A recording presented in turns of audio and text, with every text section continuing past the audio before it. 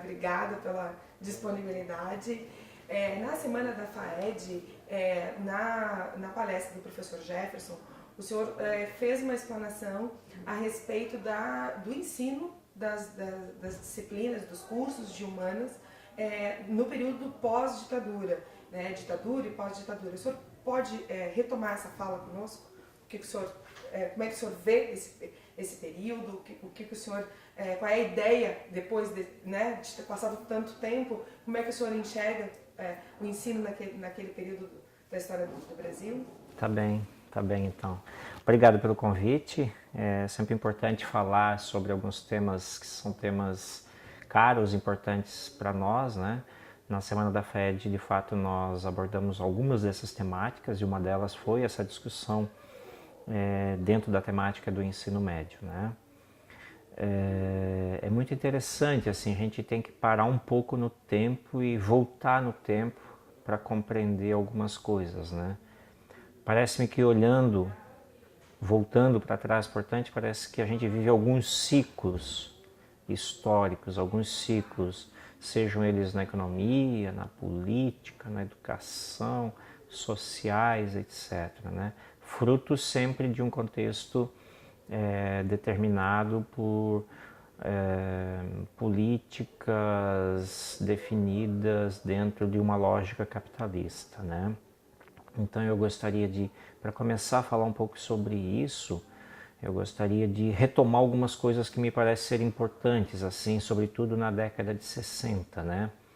A década de 60 foi marcada por contextos diferenciados, assim, eu vou falar alguns deles muito rapidamente para entender e depois podermos discorrer sobre o que aconteceu nas décadas seguintes, na década de 70, na década de 80 e os avanços que tivemos na década de 90 e nos anos 2000 em relação ao campo das ciências humanas e algumas disciplinas específicas, né, nos currículos das universidades e também nos currículos das escolas de ensino médio, à época escolas secundaristas, né? Então, a década de 60 ela vinha num intenso caldo, ainda motivado pelos movimentos de desenvolvimentismo, né, dos anos anteriores, da década de 50, e que a relação política estava bastante tensionada no país. Forças conservadoras de um lado, tentando segurar algumas coisas, algumas promessas, alguns direitos, né? E forças progressistas tentando conseguir, no movimento que vinha já da década de 50, das campanhas do Petróleo é Nosso, por exemplo, identificar e reivindicar e tentar garantir para a população algumas coisas a mais que fossem públicas, né? E, sobretudo, nesse contexto, me parece ser importante entender a década de 60 como uma das questões, chamar a responsabilidade do Estado para os aspectos sociais, sobretudo para tentar tratar e começar a sanar, né, as distorções dessas grandes diferenças de classe, distribuição de renda do país que já vinha sendo colocado desde as décadas anteriores da primeira metade do século. Então tem-se no governo, no início da década de 60, Jânio Quadros e João Goulart, né, a renúncia de Jânio Quadros em agosto de 1961, 7 meses depois de ter tomado posse, pressionado por grupos partidários dele mesmo, levaram a que se criasse um fosso, porque o vice dele, o João Goulart, era de uma tradição muito mais, digamos assim, progressista, popular. E o João Goulart estava fora do país, naquele momento, inclusive em missão oficial à China. E se montou toda uma estrutura, inclusive se mudou a forma política no Congresso Nacional para que o João Goulart voltasse ao país e assumisse a presidência da República.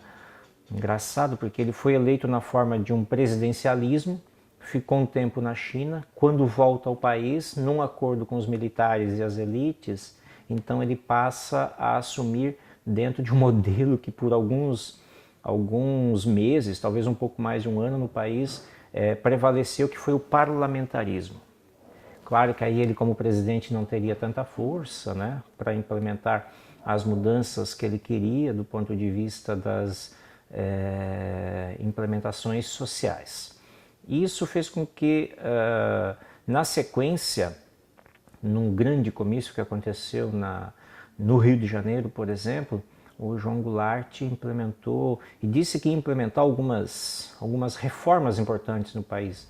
São diversas, assim, talvez para lembrar rapidamente, uma reforma eleitoral, uma reforma tributária, uma reforma agrária, fazer também outras alterações importantes. Ele já defendia a nacionalização do petróleo, sobretudo das refinarias, né, do petróleo que pertencia a grupos privados. Ele queria que o Estado fosse detentor dessa força.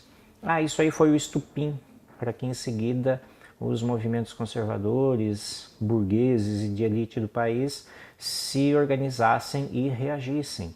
E, portanto, deixaram ali uma marca muito articulada, que foi pensar numa forma de tirá-lo do poder. E ensaiaram, portanto, e realizaram no dia 1º de abril de 64, em seguida, portanto, o golpe militar. Um golpe militar também apoiado por forças que são forças civis, né? E aí, eu acho que é importante, Elisete, deixar claro assim que tem uma marca que a partir de 64, né, desse golpe, vem uma sequência de fatos, uma sequência de reformas, de projetos que são aprovados, né, no âmbito do Congresso Nacional ou fora dele, por conta da ditadura que já vai sendo instaurada, né, e que determinam os rumos em seguida e lá na frente da educação brasileira, né? Eu vou lembrar, por exemplo, uma coisa que é importante desse período. Em seguida ao golpe de 64, os militares fazem um acordo com os americanos, né? O famoso acordo McUSAID, Ministério da Educação e Cultura e Agência de Desenvolvimento Americana. Nesse acordo previa-se uma reforma da universidade. Aí cria-se um grupo de trabalho chamado GRTU, um grupo de reforma da universidade, para propor alterações na universidade. Porque existia um contexto muito forte de uma luta intensa dos movimentos estudantis. A UNE, a União Nacional dos Estudantes, era muito forte nacionalmente, a tal ponto que a UNE, por exemplo, do Rio de Janeiro, foi queimada, né, por grupos políticos vinculados aos militares, né, como forma de dizer assim: olha, fiquem quietos porque a gente sabe o que está fazendo, né? Estamos hoje queimando e amanhã a gente pode fazer algumas outras coisas piores. Então as caças às lideranças, portanto, as caças às liberdades individuais, às liberdades coletivas, o fechamento do Congresso Nacional, a cassação a deputados, a cassação a senadores, tudo isso vai criando um grande caldo cultural para ir, digamos, enrijecendo a ditadura, né, com laços que vão se estendendo para todos os setores, para todos os domínios da sociedade brasileira, e que vai culminar, em uma parte dela, numa reforma da universidade, e que vem não para atender aquilo que os estudantes queriam, mas exatamente para fazer uma reforma antes que os estudantes fizessem uma pressão para ampliar maiores direitos, né, de uma forma autoritária, e, portanto, uma reforma que vem já com os princípios fechados desse grupo de trabalho com os americanos. Aí foi publicada a Lei número 5.540 de 1968, e a universidade, nessa reforma, ela já condiciona a reforma da escola secundária. Tanto é que 3 anos depois, em 1971, a chamada Lei 5692/71, que é a chamada reforma da escola de, digamos assim, educação básica e a escola secundária, já vem e determina, a partir da reforma universitária, o que deveria fazer as escolas, né? Então a gente tem ali uma readequação dos campos do conhecimento, das áreas do conhecimento, tanto na universidade quanto nas escolas secundárias, né? Na universidade houve uma grande perseguição às áreas humanísticas, um tema que é importante dentro dessa preocupação que a gente naquele dia falou rapidamente, que vocês querem discutir sobre isso, né?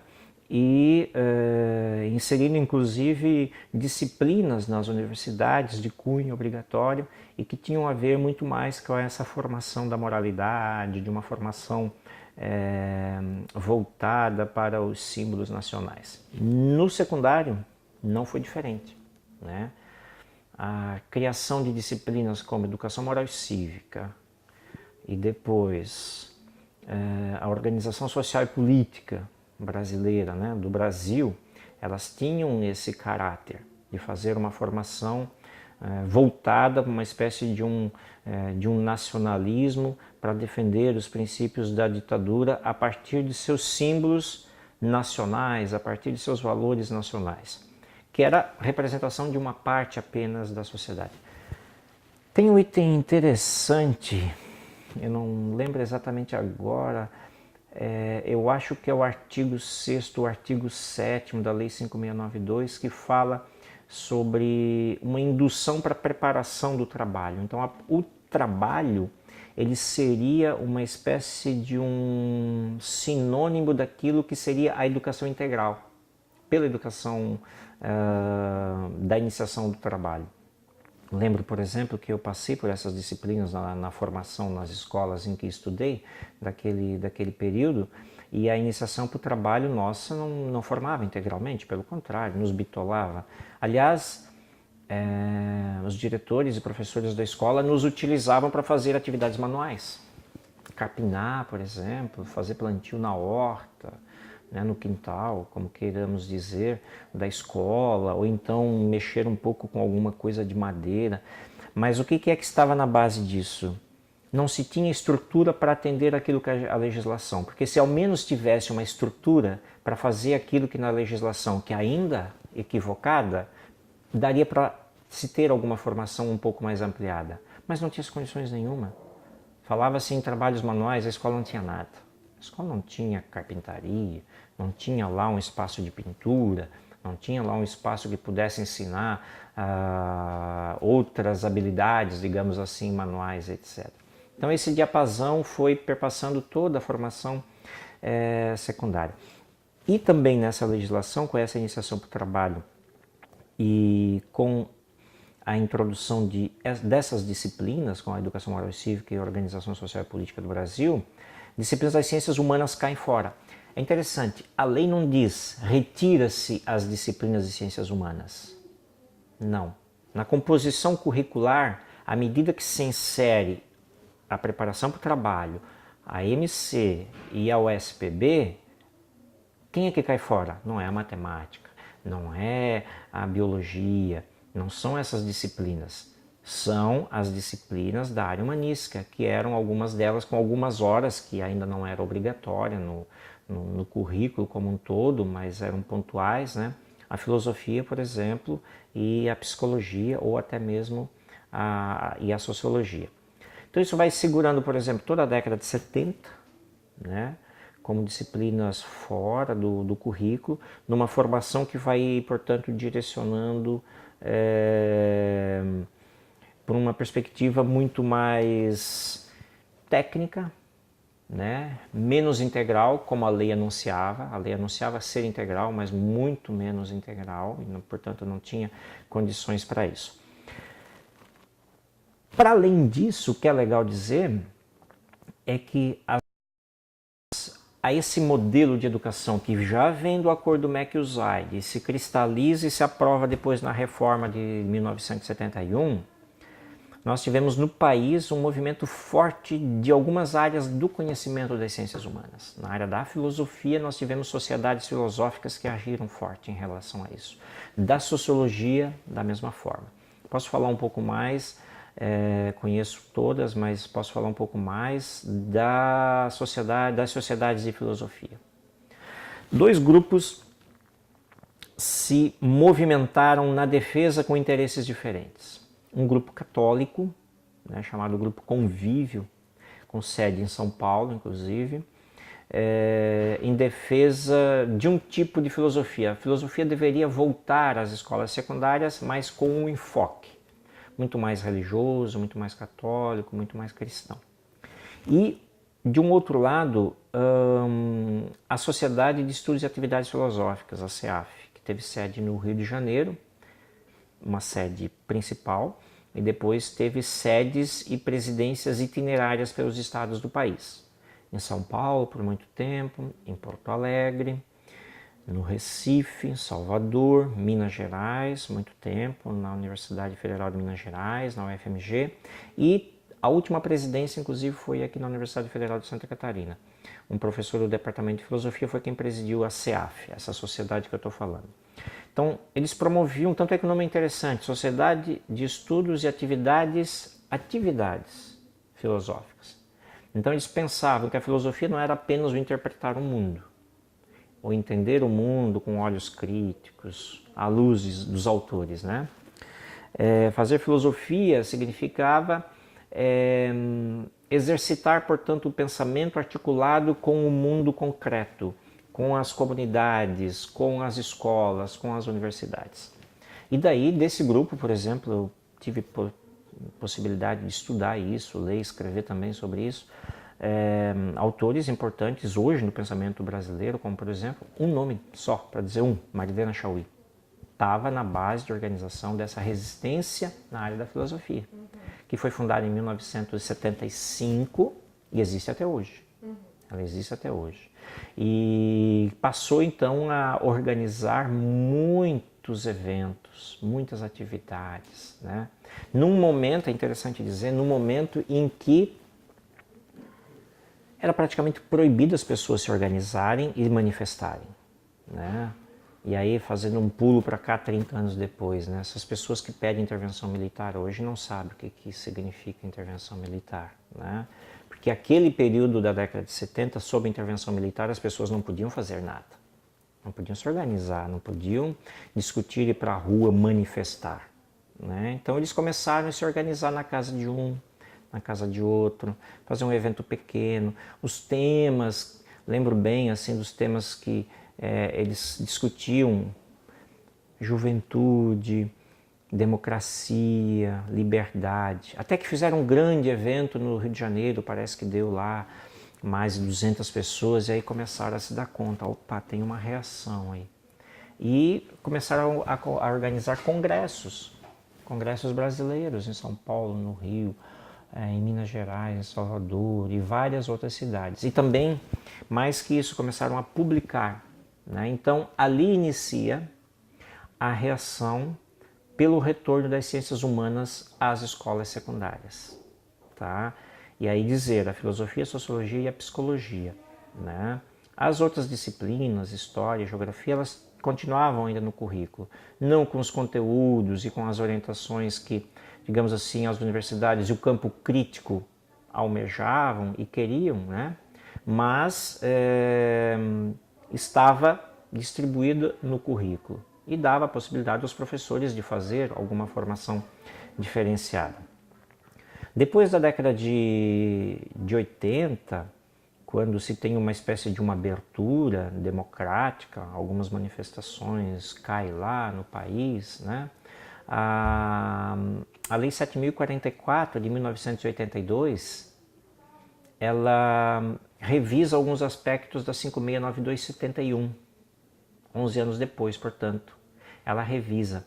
E ela coloca para a área das ciências humanas a possibilidade de ser facultativo o ensino dela nas escolas. Então, o que significou, né?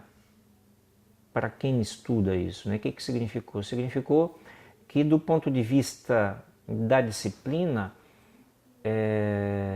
ficou aberto um campo para que, ou pela vontade do diretor ou da diretora da escola, ou das secretarias de Estado da educação, se pudesse reintroduzir essas disciplinas. tivemos sucessos interessantes, assim, por exemplo, São Paulo e Minas Gerais e o próprio estado do Rio de Janeiro foram 3 estados que produziram isso e inseriram nas suas legislações o retorno da filosofia aos currículos. É claro que se tinha uma formação ainda muito pequena, porque como não se tem a presença da disciplina nas escolas, as pessoas não vão procurar fazer essa formação nas universidades, né? Por que vão fazer apenas para si, para o seu interesse? Há quem consiga, vive por outras formas, outras rendas, etc. Mas há quem faz a formação para depois poder ter uma profissão, portanto exercer, ganhar dinheiro e sobreviver no mundo, né?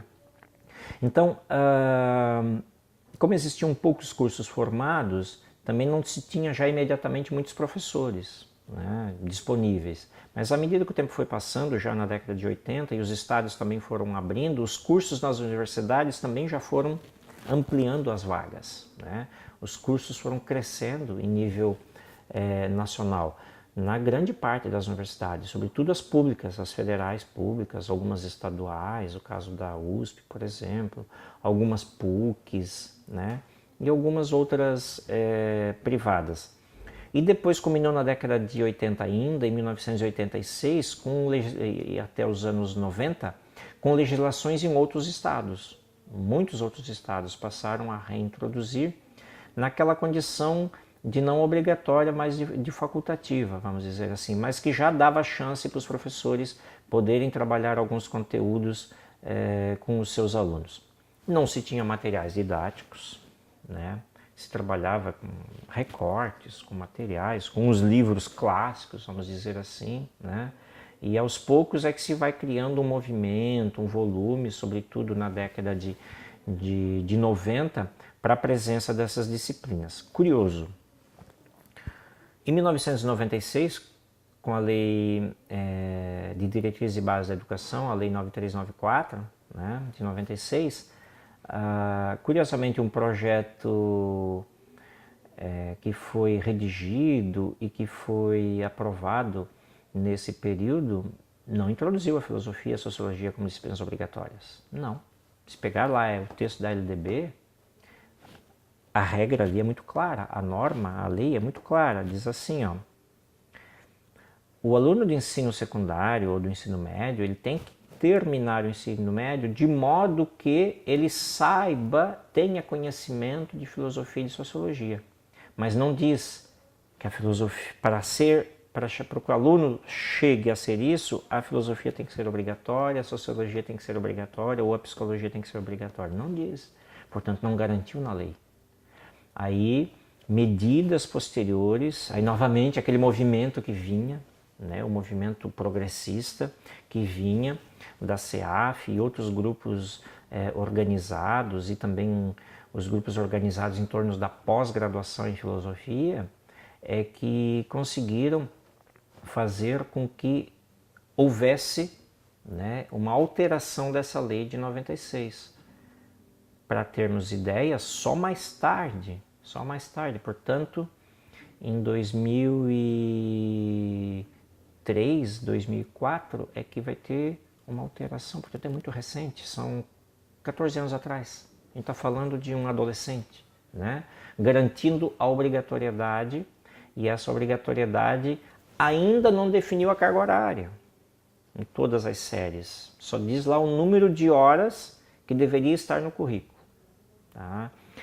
Eu queria fazer um comparativo com essa realidade brasileira, muito rapidamente, sobre algumas experiências que eu conheci fora do país. Conheci algumas e vou falar de 2, que inclusive eu tenho textos escritos sobre isso, de pesquisas que fiz. É muito curioso, né? Quando se fala aqui no país, e aí ligando, né, com discussões daquele dia e o debate atual, por exemplo, em relação à BNCC, que definiu apenas algumas disciplinas obrigatórias e as outras depois vão compor de forma solta o currículo pela vontade do aluno, etc, etc, etc. Nesse contexto há uma falácia, porque se diz pejorativamente que as ciências humanas não contribuem para a aprendizagem de áreas como biologia, de áreas como matemática ou de áreas como geografia, etc. Se fala muito pejorativamente sem conhecimento, né? E aí então se firma e se foca na formação profissionalizante, achando que formar o indivíduo para apenas saber e fazer alguma coisa naquilo que ele escolheu, seja lá num aparelho de telefone, num computador, né, vai ser um técnico disso, um técnico daquilo, e que ele, ao fazer isso, simplesmente já estaria sendo conhecedor crítico do mundo e das coisas. No Brasil, a gente se tem mais ou menos essa noção e as legislações caminham para isso. É um equívoco. Vou dar um exemplo. Por que é um equívoco? Eu fiquei 6 meses dentro de uma escola na Itália. Conheci algumas, mas eu fiquei 6 meses dentro de uma, interagindo direto com alunos, com professores, assistindo aulas, participando de reuniões, entrevistando. E essa escola é uma escola que se chama Instituto Técnico Científico. Lá se formam os profissionais de ensino médio, eles chamam de escola secundária, mas se formam os profissionais de ensino médio para o mercado de trabalho. Técnico dessas habilidades que eu estava falando, né, em todas as áreas. Ora, no 12º e no 13º ano, que são os últimos anos deles, eles têm 4 aulas de filosofia, toda semana, e no último ano, 5 aulas de filosofia. Então vejam, esse modelo que se tem de que tem que tirar as ciências humanas porque ela não contribui, é uma coisa nossa, é uma bobagem brasileira e de alguns lugares no mundo que vem de uma ideologia externa, sabe? Tem muito a ver com uma ideologia externa que se compra muito facilmente. A Itália, por exemplo, que também segue esse modelo capitalista, de mercado, é liberal como o nosso, etc., não abre mão de algumas coisas. Não, eles se matam lá na política, mas não abrem mão de algumas coisas. Ou seja, as ciências humanas estão presentes em todas as formações, naquilo que eles chamam de todos os percursos, sabe?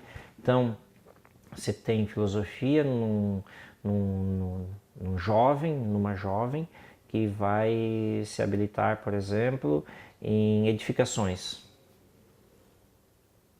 E consegue ter sentido naquilo. E consegue olhar o mundo com outros olhos.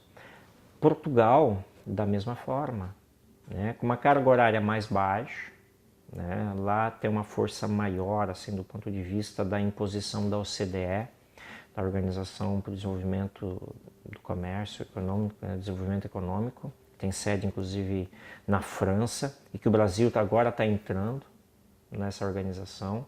Essas provas, PISA, Provinha Brasil, Provinha Floripa, esses exames todos já são, digamos assim, uma pré-imposição da OCDE para os países que já são assistentes nas suas assembleias. O Brasil ainda não é titular, né? Mas daqui a pouco, já estava lendo há pouco algumas matérias sobre isso, de que o Brasil quer ser titular. À medida que é titular, essas políticas vêm com força total e, portanto, começam a criar muito mais espaço para as disciplinas, para as áreas de conhecimento que são da área de formação para o mercado de trabalho e menos com uma formação mais ampliada, integral, cultural, política, né, histórica, etc. Então vejam, 2 casos assim de 2 países externos, né, que eu fiquei tanto num quanto no outro, né, conhecendo essas experiências, e o nosso país. Então aqui se prega que quanto menos melhor, né? E é exatamente o inverso. O que a gente vê lá é que há uma redução também das ciências humanas, mas ainda continua uma carga suficiente para ter uma formação do sujeito, do indivíduo, na sua subjetividade, no seu desenvolvimento psíquico, no seu desenvolvimento filosófico, né? Então vejam, é um pouco desproporcional achar que por aquilo que está dito hoje na base né, na BNCC, que o aluno com 14 anos, com 15 anos, vai escolher o seu percurso formativo, é um equívoco, é um equívoco. E digo mais, a consequência disso é drástica. Por quê? Porque as escolas não têm condições, se tivessem condições de ofertar, mediante bons laboratórios, boas bibliotecas, espaços multimídias, sabe, para poder fazer a formação dos estudantes, mas não tem isso. E não tendo isso, vai escolher o quê? O adolescente que não consegue ainda ter clareza das coisas, né? Então é um pouco isso. Professor, está ótimo. Mas, assim, depois dessa explanação toda, o senhor pode nos colocar qual seria, então, a consequência dessa nova base nacional curricular na formação de professores, né? E que tipo de sujeito a escola está corre o risco de ejetar no mercado? Nossa, isso é muito complexo, né? É muito complexo, ainda mais num país continental como esse, como o nosso, que é gigante, né? Pelo menos uma coisa eu acredito: tem que se investir na formação, né? Nos cursos de graduação, na educação básica. Uma coisa que eu não abro mão, assim, lutar pelos investimentos na educação básica, na escola fundamental, na creche, né, na educação infantil, portanto, na escola fundamental, no ensino médio e também na universidade e nas universidades, e que vem sofrendo um forte ataque, sobretudo nos últimos 2 anos, com as regras novas de corte e de redução de despesas para as áreas sociais, né? Então, a BNCC, ela hoje dá alguma diretriz, ainda não é regra, ainda não é lei. Eu acho que teria que ser revogado isso aí, porque a forma que está sendo feito isso aí é uma vergonha, inclusive, é uma vergonha. Não tem por que ficar sustentando, legitimando em debates. Aliás, em São Paulo fizeram uma coisa maravilhosa semana passada, impedir a realização da audiência pública, né? Então não teve audiência lá. E é uma audiência para inglês ver, como se diz, porque não se discute profundamente, etc. Então, num país continental como o nosso, a gente tem um desafio muito grande de formação de professores, né? Professores, pesquisadores, de um lado. Depois eu volto nisso. Do outro lado, a gente tem aí um problema seríssimo de carreiras para esses professores, né? Esses profissionais.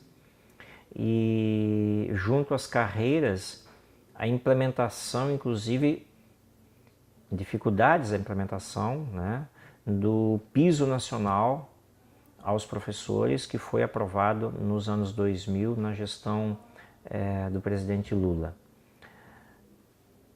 E outra, as condições reais, concretas, né, de trabalho, de estrutura das instituições, das formadoras, nós no ensino superior, que formam os professores, as formadoras nas escolas, que formam os alunos, né, e que depois chegam até aqui. A formação de professores, hoje, ela está passando por um processo de esvaziamento de qualidade muito grande.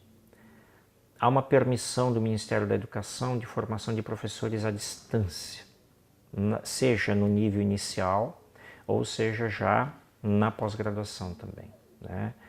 Essa formação à distância, ainda que os recursos tecnológicos à distância, com as suas plataformas, etc., sejam importantes, em uma parte da formação não se poderia abrir mão de algumas coisas, né? Não se poderia abrir mão dos momentos presenciais, do debate, da formação, do encontro pessoal, né? De atividades articuladas entre os alunos, entre os cursos, intracursos, intracentros da própria universidade. Então essa legislação, na minha avaliação, é um equívoco, liberar que essa modalidade hoje se expanda como solução para termos formação. No segundo ponto, na perspectiva das carreiras, a gente vê que as carreiras têm sido uma luta constante dos profissionais, né? Algumas redes onde se tem uma, vamos dizer assim, entre aspas, massa pensante, né? Profissionais mais críticos, que conseguem se organizar ou em associações ou em sindicatos, há uma pressão maior e conseguem implementar alguns pontos melhores nas carreiras, a fim de que o professor e a professora fiquem, né, na educação pública, para fazer a formação dos estudantes, porque do contrário não fica, com salários baixos não fica. E a lógica do mercado é para que não fique, tá? Quando se vem com o discurso do professor empreendedor, é que o professor, além dele ser professor, então ele vai dar uma aula, indicado por um material produzido próprio, por um instituto, ou por uma fundação que chega até ele, o material didático, mas ele é empreendedor. No horário alternativo, no horário vago, ele vai montar lá o seu carrinho de cachorro-quente, às vezes vende na frente da própria escola, o seu carrinho de churros, ou então que vai fazer alguma outra coisa, como atividade complementar. Bom, temos aí um desvio de finalidade, um foco completamente distinto, porque o professor ele tem que ter carreira para ter condições de estudar e se formar, para melhor formar os estudantes. À medida que ele não tem isso, ele vai ser um repetidor de coisas em sala de aula, não vai ter condições de criar vínculos, relações, trabalhos extras, atividades extras, envolvimento com questões culturais do bairro, da cidade, da escola, políticas, né? Os movimentos sociais articulados à escola. Então, isso acaba por minar, né, a carreira docente, a carreira e a dedicação do professor. Eu acho que isso hoje em dia é um sério problema, porque à medida que nós temos defendido, né, mais formação e as carreiras, de um outro lado as nossas instituições formadoras, que são também universidades, mas que vêm de outras áreas do conhecimento, como por exemplo a administração, a contabilidade ou outras áreas, acham que tem que estar na escola o profissional formado nessas áreas para fazer a gestão da escola, sem nenhum conhecimento pedagógico.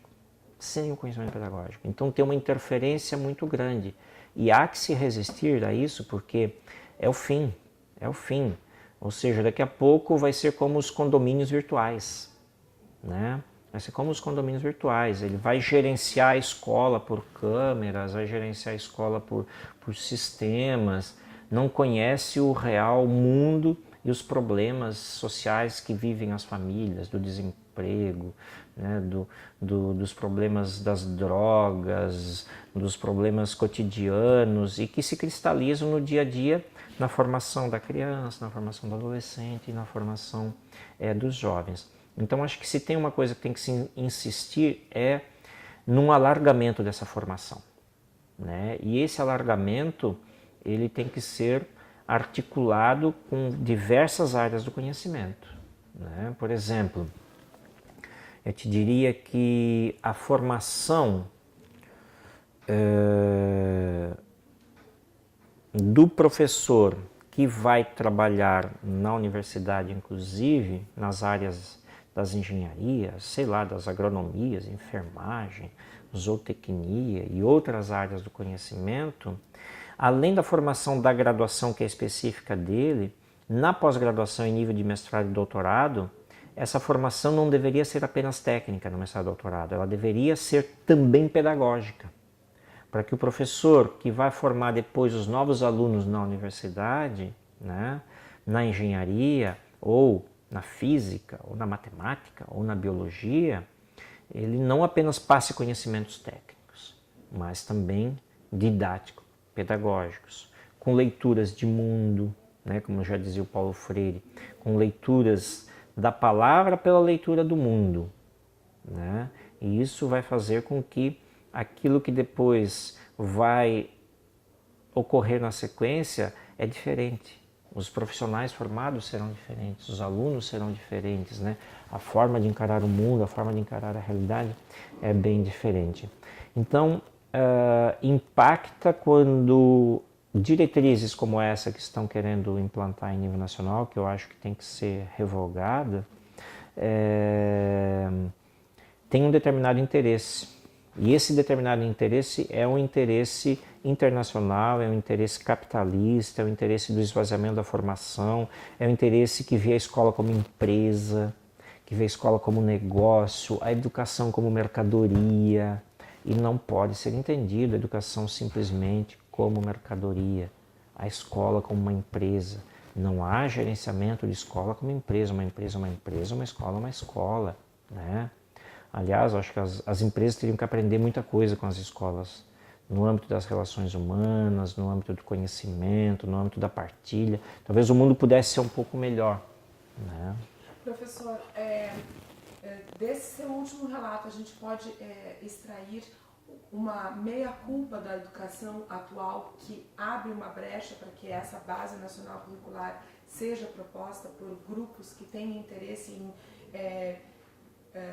não só comandar, mas assim direcionar os rumos da educação no Brasil? Claro, claro. À medida que se tem, por exemplo, no Brasil, grupos econômicos proprietários de faculdades ou de universidades e que colocam as ações dessas instituições à venda na Bolsa de Valores, olha, o que a gente vai ter disso? Se alguém compra ações de uma instituição dessa, vai querer resultados, vai apertar para cima de alguém, vai reduzir salário, vai cortar isso, vai cortar aquilo, né? Não tem a menor dúvida. Há um avanço fortíssimo do neoliberalismo no Brasil, em muitos países do mundo, na grande maioria deles, eu diria assim, cuja economia de mercado abre, portanto, como um filão novo de compra e venda, um filão novo de lucro, né? Se já não bastassem o que estão levando em quase todas as áreas, né? Áreas da indústria, áreas do petróleo, áreas da exploração mineral, da natureza, da água, né? Agora também a exploração no campo do conhecimento, daquilo que é o mais sagrado das pessoas. Então, e mais, né? Gerando inclusive monopólios. E aí é meio que fatal assim, né? Uma sociedade que não tem um governo, como nós não temos no país nesse momento, em 2018, que tem a capacidade de antever os problemas lá na frente, estamos fadados a um fracasso, né? Estamos fadados a um fracasso.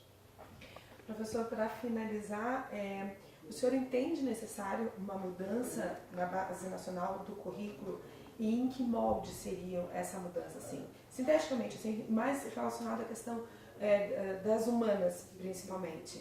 É necessário, o caminho que se tem agora, as práticas de agora, são suficientes? Como é que o senhor enxerga? Qual é a crítica que o senhor coloca nesse aspecto? Bom, quando se fala em currículo, tem que se ter sempre presente que é um campo em disputas, né? Ainda que defendamos que as áreas das ciências humanas estejam presentes, as áreas também de ciências humanas disputam entre elas quem vai estar no currículo. Isso é natural. Sejam a educação, seja a psicologia, seja a sociologia, a filosofia, a história, a geografia, a antropologia e outras áreas do conhecimento. No entanto, com o amadurecimento que nós estamos tendo, acho que ao longo do tempo, e sobretudo nessas últimas 2 décadas, de uma inter-relação do conhecimento, acho que hoje um primeiro grande desafio é uma abertura, sim. A gente tem que romper com o campo disciplinar, de modo que desaparecessem um pouco as disciplinas e os conhecimentos fossem integrados entre eles. Então, só ali já daria assim para ter um processo de alargamento na formação, né? Então, falar de currículo é sempre um campo em disputa, um campo a ser pensado. Olha, Em relação à base, eu acho que a base tem que ser revogada. O que está hoje não é que seja o ideal, não é que seja ideal. Eu acho que a primeira proposta que se tinha até 2016, a primeira proposta em que tinha um olhar ampliado, um olhar de uma educação integral, ela dá e trabalhava com os tempos e espaços da formação das crianças e dos jovens, sabe, com todos os olhares, né? Aquilo que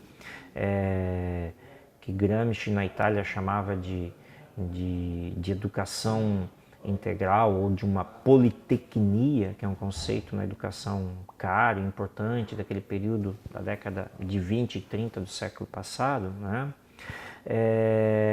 Teria que estar sendo retomada, portanto revogar essa e retomar aqueles documentos, né? Aqueles documentos eu acho que eles já nos dariam condições de fazermos grandes coisas. Terceiro aspecto, acho que é importante. Nós temos no país uma definição que foi aprovada